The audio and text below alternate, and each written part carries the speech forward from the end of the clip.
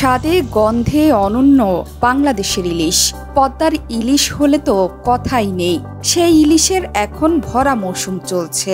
দেশে মাছের রাজার উৎপাদনও বেশ ভালো। তবুও পূজার সময়ে উপহারের নামে হাজার হাজার টন ইলিশ চলে যেত প্রতিবেশী দেশ ভারতে। পশ্চিমবঙ্গের বাজারে পদ্মার ইলিশের চাহিদা উঠে যেত তুঙ্গে।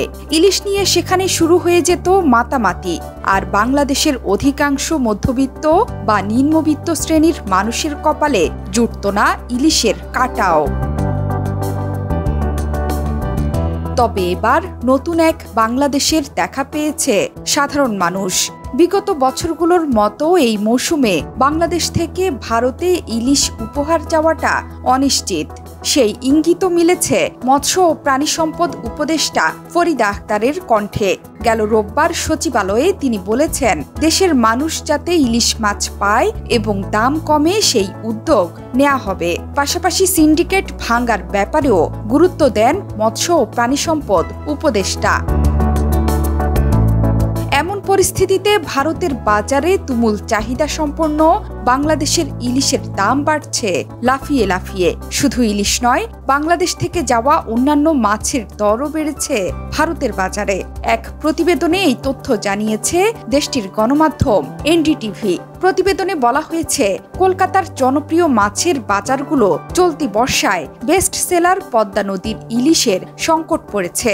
ইলিশ বাংলাদেশের জাতীয় মাছ হলেও পশ্চিমবঙ্গ এবং ভারতের উত্তর পূর্ব অংশের মানুষের কাছে খাবারের তালিকায় এটি হট ফেভারিট।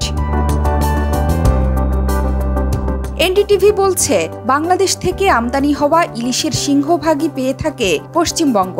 এছাড়া দুর্গাপূজাকে ঘিরে সুস্বাদু এই মাছের চাহিদা আরও বেড়ে যায়। যদিও ইলিশ মাছটি দক্ষিণ পূর্ব এশিয়ার বেশ কয়েকটি দেশে পাওয়া যায়, তবে বাংলাদেশের ইলিশের স্বাদ অতুলনীয়।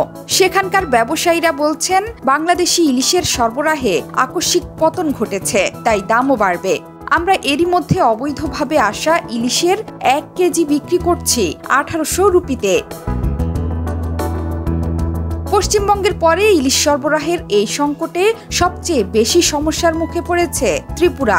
ভারতের উত্তর পূর্বাঞ্চলীয় এই রাজ্যটি পদ্মার ইলিশের অন্যতম প্রধান ক্রেতা। সেখানেও বন্ধ হয়ে গেছে জনপ্রিয় মাছের সরবরাহ। একই চিত্র ভারতের অন্যান্য রাজ্যেও। ইলিশের পাশাপাশি অন্যান্য বাংলাদেশি মাছের দরও তরতরিয়ে বাড়ছে ভারতের বাজারে। জোহরা চৌধুরী সেতু, 71।